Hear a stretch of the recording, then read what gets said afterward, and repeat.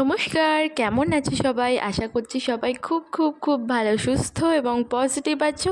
আর আমরাও কিন্তু খুব ভালো আছি। এখন তো নিশ্চিন্তে চা খাচ্ছি, কিন্তু একটু আগের পরিস্থিতি দেখো এরকম ছিল। আর প্রচণ্ড জোরে জোরে বিদ্যুৎ চমকাচ্ছিল। আমরা কিন্তু কেউ ঘর থেকে বেরোতে পারছিলাম না। তার ফাঁকেই আমার বাবা নিয়ে চলে এসেছিলো বাজার।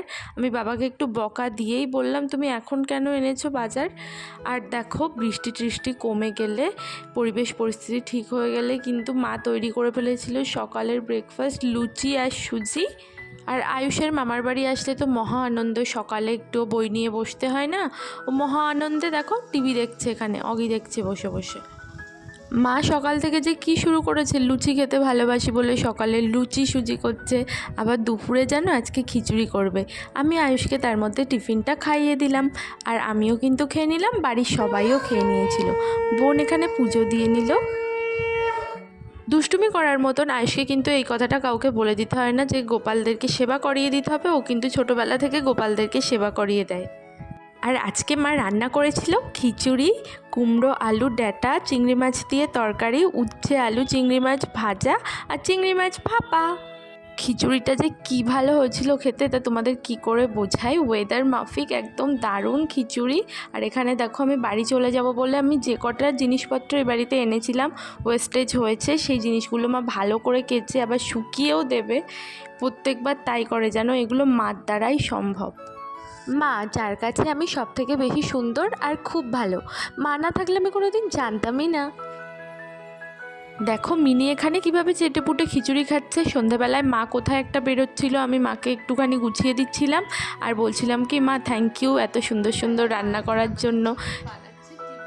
শুধু পছন্দের খাবার তৈরিতে না গো, মা আমার মনের কথাটাও কি করে জানি না চোখ দেখে বলে দেয়। যদি কিছু হয়, মা যদি বুঝতে পারি, বলবে কি হয়েছে রে তোর, আমাকে বল, কিচ্ছু হবে না, সব ঠিক হয়ে যাবে, কিছু হয়ই নি তোর, এরকম বলবে জানো। বিয়ের আগে মা যখন বকতো, আমি যখন রাগ করতাম, মা বলতো তুই মা হ সেদিন বুঝবি। বুঝি মা, যেদিন নার্সিংহোম থেকে ছোট্ট আয়ুষকে নিয়ে ছুটি হলাম সেদিন থেকে বুঝি মা কী জিনিস। মা তোমায় খুব ভালোবাসি। এগরোলটা ফার্স্ট করে দেখো চিটিং করে আমার হাতে ধরেই দিল। আমার এখনও 2 বোন আছে, আয়ুষ আছে, আমাকে দিলে হয়? আমি ফার্স্ট আয়ুষকে একটু খাইয়ে দিলাম। আর আমার মা তোমাদেরকে কিছু বলতে চাই, তোমরা একটু শোনো আর একটু কমেন্ট করো। হ্যাঁ, সন্ধ্যেবেলায় আমরা এখন টিফিন বানিয়েছি এগরোল। তোমরা সবাই এসো, তোমরা কেমন আছো? ছোটোবেলা থেকে কিন্তু মার কাছ থেকে আমি উৎসাহ জিনিসটা কি পেয়েছি ও বুঝেওছি। ছোটোবেলায় বাবার অপছন্দ থাকা সত্ত্বেও কিন্তু মা আমাকে নাচ শিখিয়েছে। আর আজকে দেখো আমি ইউটিউব ভিডিও করি, হয়তো আমার অনেকে পছন্দ করে না, কিন্তু আমার মার কিন্তু এই ব্যাপারটায় মত আছে। এখন বাজে রাত 12:30, কিন্তু দেখো আমার ছেলের চোখে এক ফোঁটাও ঘুম নেই। ও ফোনের লাইট জ্বালিয়ে আমাদেরকে ভয় দেখাচ্ছে। কোনো মতে ঘুম পড়লাম, ঘুম থেকে উঠে দেখি মায়ের আবার মেশিনের মতন কাজবাজ শুরু। আমরা কিন্তু তার পরদিন বাড়ি চলে এসেছিলাম। আর আমি ওই বাড়ি থেকে আসার সময় একটা লঙ্কা চারা এনেছি, চলো তোমাদের সাথে শেয়ার করি। এই দেখো ছোট্ট লঙ্কা চারা।